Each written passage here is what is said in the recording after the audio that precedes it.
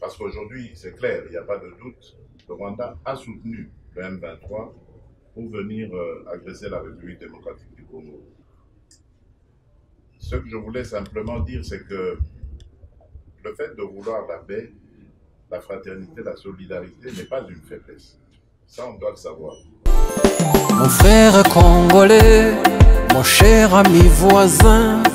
Le Rwanda ne nous émeut pas, ne nous fait pas peur. Et nous allons le combattre. S'il veut la guerre, il aura la guerre. Communiqué officiel.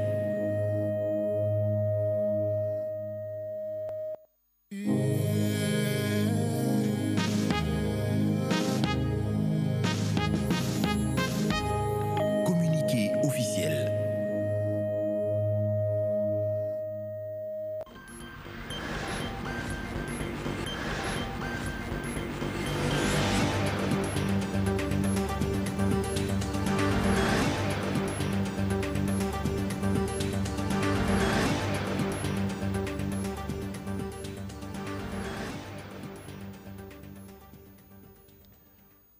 Communiqué officiel.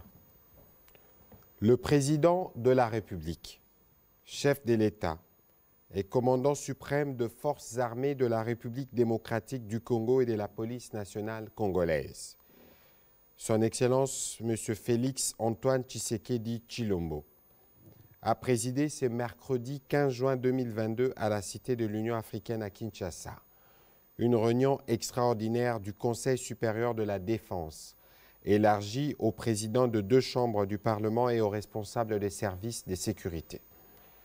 La situation sécuritaire à l'est de notre pays, particulièrement dans les territoires de Rutshuru, marqués par l'occupation et les pillages de la cité de Bunagana par le Rwanda, sous couvert des terroristes du M23, était au centre de cette réunion. Cet acte constitue une énième agression et une violation délibérée de l'intégrité territoriale de la République démocratique du Congo. Cette attitude belliqueuse du Rwanda procède d'une stratégie annoncée et programmée de troubler une nouvelle fois la paix et perturber la quiétude de nos paisibles et innocentes populations.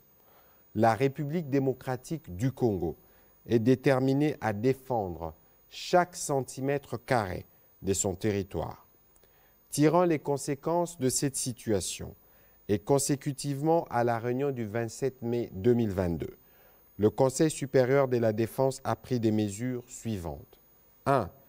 L'exigence faite au Rwanda de procéder au retrait immédiat de ses troupes sous couvert du groupe terroriste M23 du sol congolais. 2.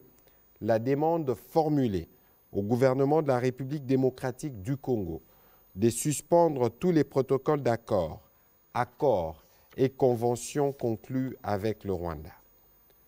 Par ailleurs, le Conseil supérieur de la défense salue les efforts de paix et de médiation engagés par le président João Lourenço de la République d'Angola dans le cadre de la conférence internationale sur la région de Grand Lac CIRGL et le président Uhuru Kenyatta de la République du Kenya dans le cadre de la communauté de l'Afrique de l'Est. Le Conseil supérieur de la défense a également salué la forte mobilisation patriotique de la population congolaise pour le soutien indéfectible à nos forces de défense et de sécurité. Il a en outre chargé les vice-premiers ministres, ministres de l'Intérieur, Sécurité, Décentralisation et Affaires coutumières et le commissaire général de la police nationale congolaise à prendre toutes les dispositions requises pour éviter la stigmatisation, la chasse à l'homme et tout autre acte de nature à troubler l'ordre public, l'unité et la cohésion nationale durant cette période. Le Conseil supérieur de la défense a réaffirmé la volonté de la République démocratique du Congo de poursuivre le processus de paix de Nairobi en cours pour la pacification de l'Est du pays et de toute la sous-région. Le Conseil supérieur de la défense a demandé au gouvernement d'assurer une prise en charge immédiate de la population congolaise en détresse, victime de ces actes de barbarie et des terrorismes qui ne resteront pas impunis. Enfin, le Conseil supérieur de la défense a encouragé le gouvernement de mettre davantage des moyens nécessaires à la disposition des forces de défense et de sécurité pour assurer la défense et l'intégrité du territoire national. Fait à Kinshasa le 15 juin 2022. Je vous remercie.